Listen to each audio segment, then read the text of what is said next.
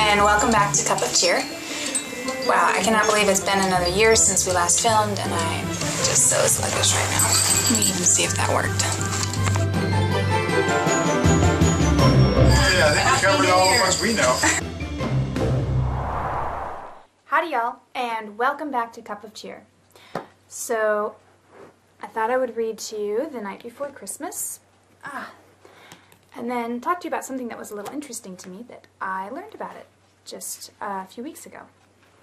So here we go. The Night Before Christmas by Clement C. Moore.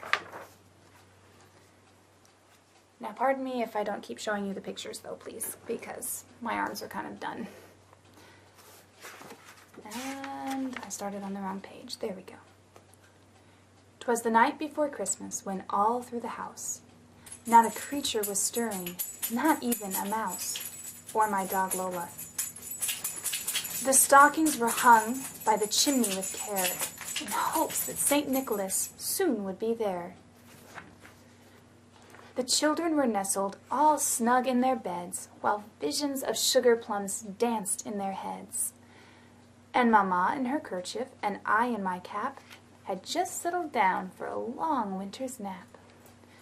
When out on the lawn there arose such a clatter, I sprang from my bed to see what was the matter. Away to the window I flew like a flash, tore open the shutters and threw up the sash. More rapid than eagles his coursers they came, and he whistled and shouted and called them by name.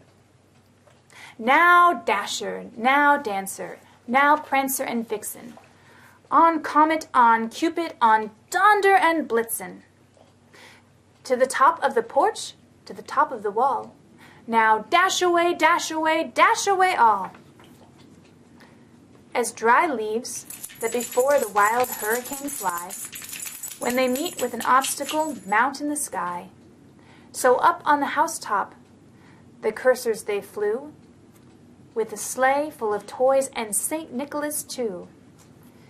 And then in a twinkling I heard on the roof the prancing and pawing of each little hoof. As I drew in my head and was turning around, down the chimney St. Nicholas came with a bound. He was dressed all in fur from his head to his foot, and his clothes were all tarnished with ashes and soot. A bundle of toys he had flung on his back, and he looked like a peddler just opened his sack. His eyes, how they twinkled, his dimples, how merry. His cheeks were like roses, his nose like a cherry. His droll little mouth was drawn up like a bow, and his beard on his chin was as white as the snow. Lola, what are you doing? The stump of a pipe he held tight in his teeth, and the smoke, it encircled his head like a wreath.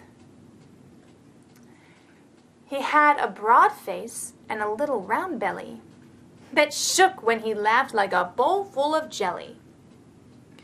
He was a chubby and plump, a right jolly old elf, and I laughed when I saw him in spite of myself.